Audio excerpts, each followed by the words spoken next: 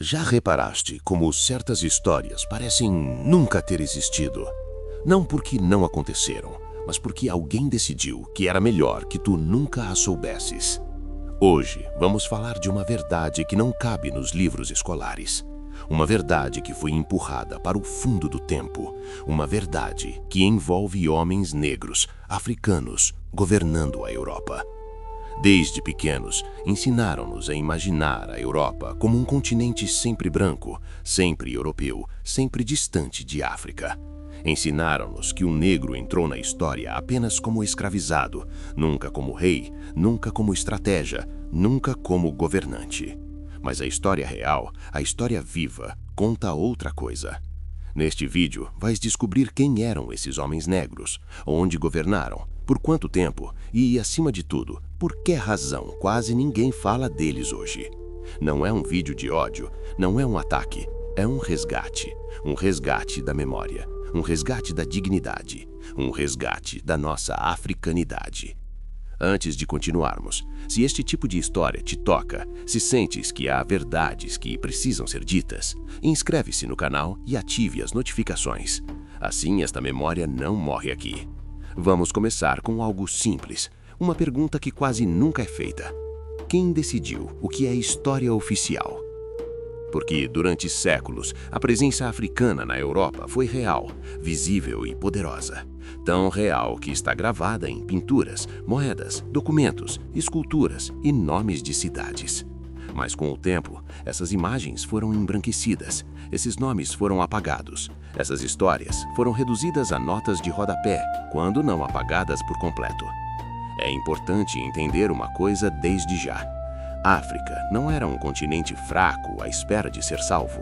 África era conhecimento, África era ciência, África era estratégia, África era poder político e militar. Quando alguns homens negros governaram partes da Europa, isso não foi um acidente. Foi consequência de organização, liderança e visão. E talvez a pergunta mais desconfortável seja esta: se essa história fosse amplamente conhecida, como seria hoje a autoestima de uma criança negra? Talvez por isso preferiram o silêncio. Na próxima parte, vamos entrar num período específico da história, onde reis negros caminhavam em palácios europeus, onde exércitos obedeciam a líderes africanos, onde a presença negra era normal e respeitada. E quando perceberes quantos séculos isso durou, vais entender por que esta história foi enterrada. Para entender como homens negros governaram partes da Europa, precisamos primeiro entender um nome. Um nome que aparece nos livros, mas quase nunca é explicado de verdade. Moors. Moors, em português, mouros. Em espanhol, moros.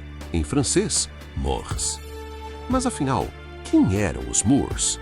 Os Moors eram africanos negros e norte-africanos, vindos principalmente de África subsaariana e de norte de África, regiões que hoje conhecemos como Mali, Senegal, Gana, Níger, Chade, Marrocos, Argélia e Mauritânia.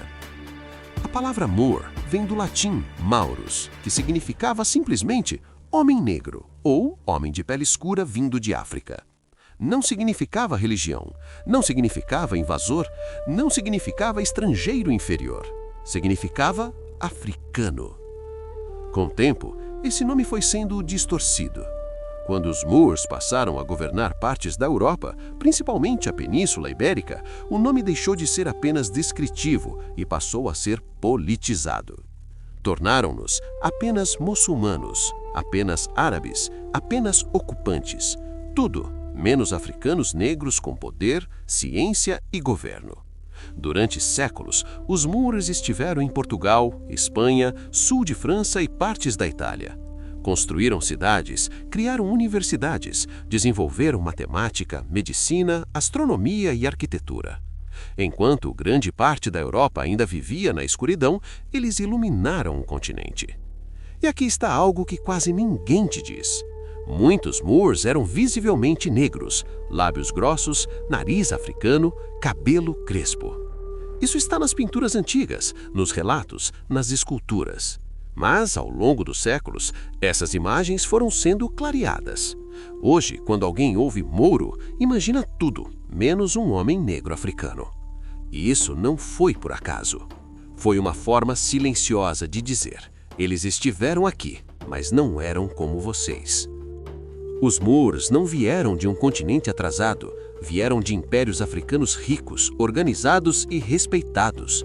Impérios onde o ouro circulava, onde o conhecimento era valorizado, onde a liderança negra era normal. A Europa não os criou. Eles levaram a África para a Europa. Na próxima parte, vamos falar de algo ainda mais incomodar. Reis negros com coroas europeias, nomes, datas e territórios. Governos reais, não simbólicos. E quando ouvires esses nomes, vais perceber que a pergunta já não é "isso aconteceu", mas sim "por que nunca nos contaram isso?".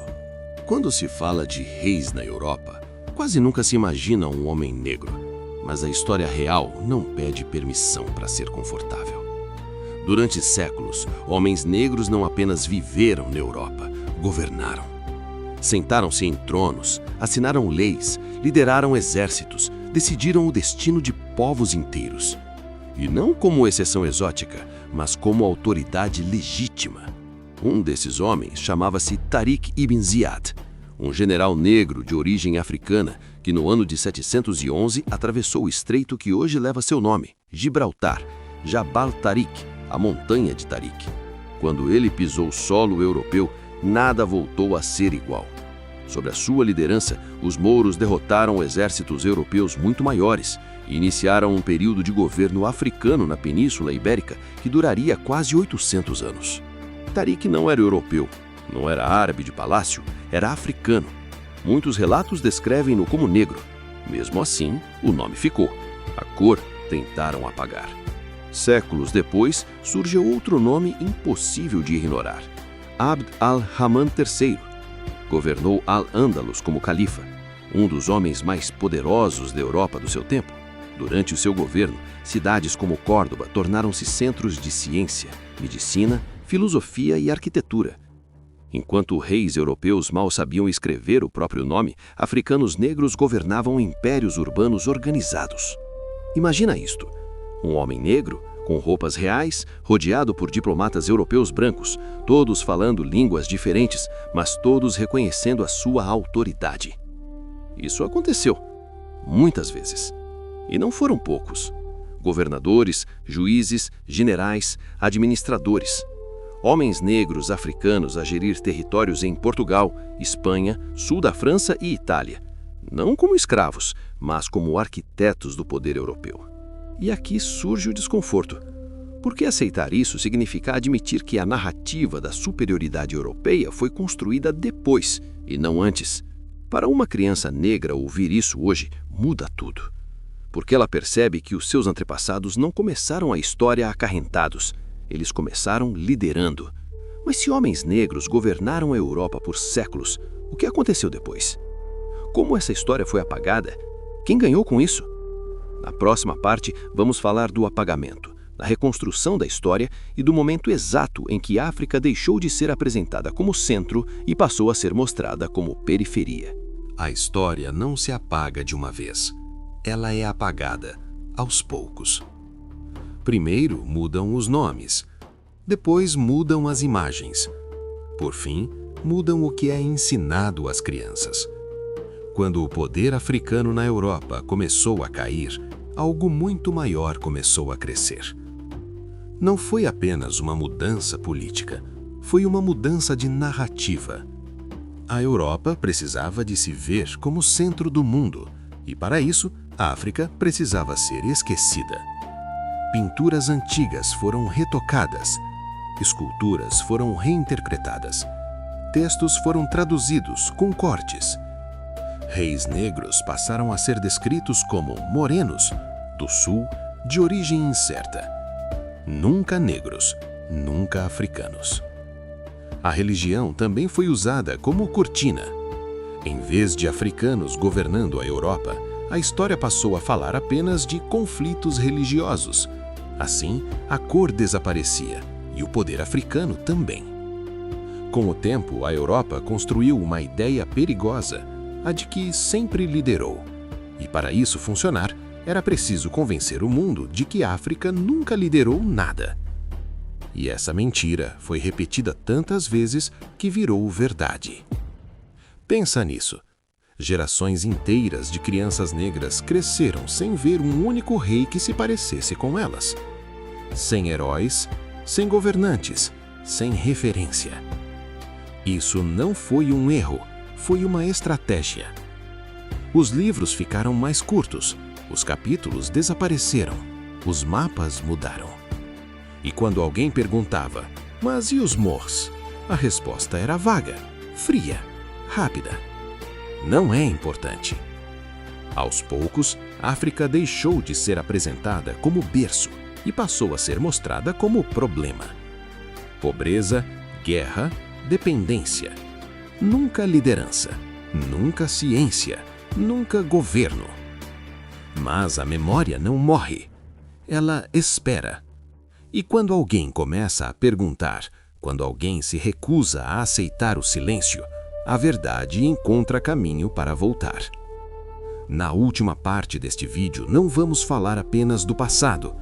Vamos falar de nós, do que essa história muda hoje, do que ela devolve à identidade negra. Porque lembrar não é olhar para trás, é reerguer-se. Agora que sabes, agora que viste o que foi escondido, a pergunta já não é histórica, é pessoal. O que muda quando uma pessoa negra descobre que seus antepassados governaram, ensinaram e lideraram? O que muda quando percebemos que não começamos a história ajoelhados, mas de pé? Durante muito tempo, tentaram ensinar-nos a sobreviver. Poucos quiseram ensinar-nos a lembrar. Porque quem lembra já não aceita pouco, já não se vê pequeno, já não se cala com facilidade. África não é apenas um lugar no mapa. África é memória viva. Está na pele, está no ritmo, está na resistência. Os Moors não desapareceram. Eles continuam em nós. Na forma como pensamos, na forma como criamos, na forma como resistimos. Quando alguém diz, isso é vitimismo, lembra-te. Não é vitimismo recuperar a verdade. Vitimismo é viver uma mentira que outros escreveram para você.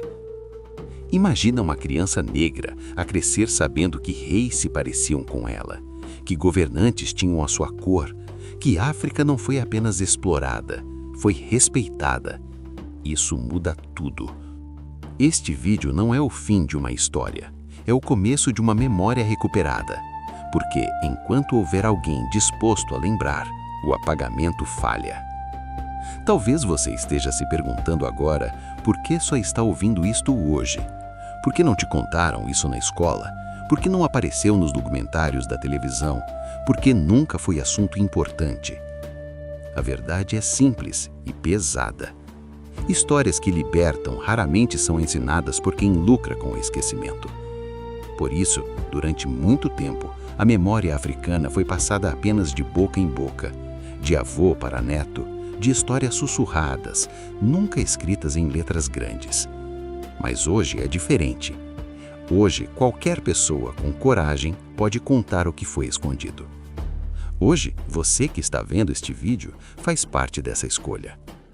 Ou deixamos a história morrer outra vez, ou nos tornamos guardiões dela. Não precisa ser historiador, não precisa saber datas todas. Basta saber isto. Não começamos pequenos. E isso ninguém nos pode tirar. Homens negros governaram a Europa, não por um dia, não por acaso, mas por séculos. O silêncio veio depois. E hoje, o silêncio foi quebrado. Enquanto houver quem conte, a nossa história continua viva. Se esta história te tocou, se sentiste algo aqui dentro, então fica conosco. Inscreve-te no canal. Partilha este vídeo, não para criar conflito, mas para devolver dignidade. Eles tentaram apagar a nossa história, mas esqueceram-se de uma coisa. A memória africana não morre.